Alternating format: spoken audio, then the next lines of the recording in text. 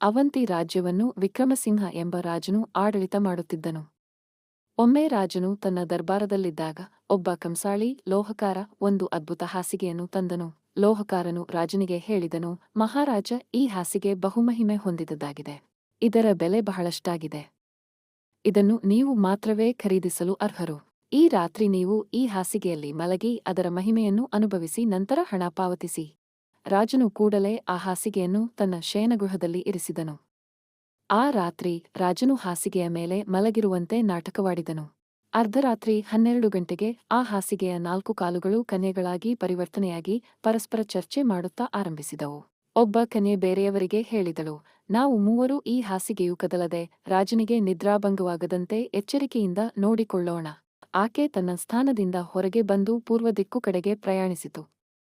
1 ಗಂಟೆ ನಂತರ ಆಕೆ ಮರಳಿ ಬಂದು ತನ್ನ ಅನುಭವವನ್ನು ಹೀಗಂತೆ ವಿವರಿಸಿತು. ನಾನು ರಾಜ್ಯದ ಪೂರ್ವ ಗಡಿಯಲ್ಲಿ ಒಂದು ದೃಶ್ಯವನ್ನು ಕಂಡೆ.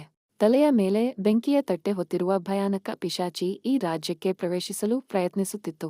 ಆ ಸಮಯದಲ್ಲಿ ಒಂದು ಹಳ್ಳಿಯ ಮರದ ಬಳಿಯಲ್ಲಿ ಪಟ್ಟು ಸೀರೆ ಧರಿಸಿದ ಒಬ್ಬ ಮಹಿಳೆ ಆ ಪಿಶಾಚಿಯನ್ನು ತಡೆಯಿತು ಮತ್ತು ಬಲವಾಗಿ ಹೊಡೆದು ತಿರುವಿ ಹಾಕಿದಳು. ನಾನು ಆಕೆ ಯಾರೋ ಎಂದು ಕೇಳಿದಾಗ ಆಕೆ ಉತ್ತರಿಸಿದಳು, ನಾನು ಈ ರಾಜ್ಯದ ಗ್ರಾಮದೇವತೆ. ಈ ರಾಜ್ಯವನ್ನು ದುಷ್ಟಶಕ್ತಿಗಳಿಂದ ರಕ್ಷಿಸುವುದು ನನ್ನ ಕರ್ತವ್ಯ. ಆದರೆ ರಾಜನು ಬಹುಕಾಲದಿಂದ ನನಗೆ ನೈದರ್ ಉತ್ಸವ ಜಾತ್ರೆ ಏರ್ಪಡಿಸುತ್ತಿಲ್ಲ. ನಂತರ 2ನೇ ಕನ್ಯೆ ಪಶ್ಚಿಮ ದಿಕ್ಕಿಗೆ ತೆರಳಿ ಮರಳಿ ಬಂದು ಹೀಗಂದಳು, ಪಶ್ಚಿಮ ದಿಕ್ಕಿನಲ್ಲಿ ಇದ್ದ ಅಶ್ವಶಾಲೆಯಲ್ಲಿ ರಾಜನ 2ನೇ ಪತ್ನಿ ಅಶ್ವಶಾಲಾ ಅಧಿಕಾರಿಯೊಂದಿಗೆ ಸೇರಿ ರಾಜನನ್ನು ಕೊಲ್ಲುವ ಷಡ್ಯಂತ್ರ ರೂಪಿಸುತ್ತಿದ್ದಾಳೆ. ಅವರು ರಾಜನ ಪಾದರಕ್ಷೆಗಳಲ್ಲಿ ವಿಷಸರ್ಪದ ಮಗು ಇಡಲು ಯತ್ನಿಸುತ್ತಿದ್ದಾರೆ.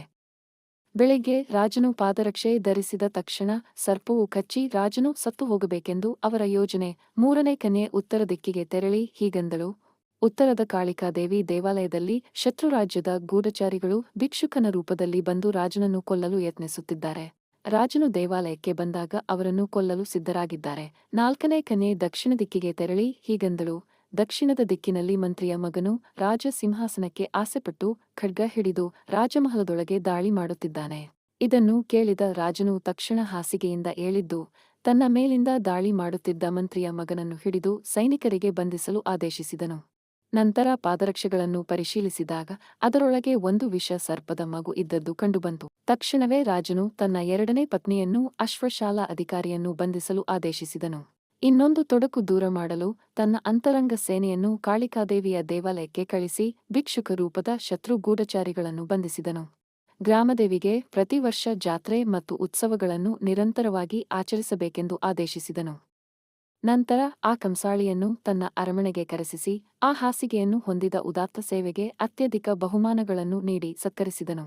ಅದಾದ ಮೇಲೆ ರಾಜನು ಆ ಅದ್ಭುತ ಹಾಸಿಗೆಯ ಸಹಾಯದಿಂದ ರಾಜ್ಯದ ಜನರ ಕ್ಷೇಮ ಸಮಾಚಾರಗಳನ್ನು ತಿಳಿದು ಶ್ರೇಷ್ಠವಾಗಿ ರಾಜ್ಯವನ್ನು ಆಡಳಿತ ಮಾಡುತ್ತಿದ್ದನು.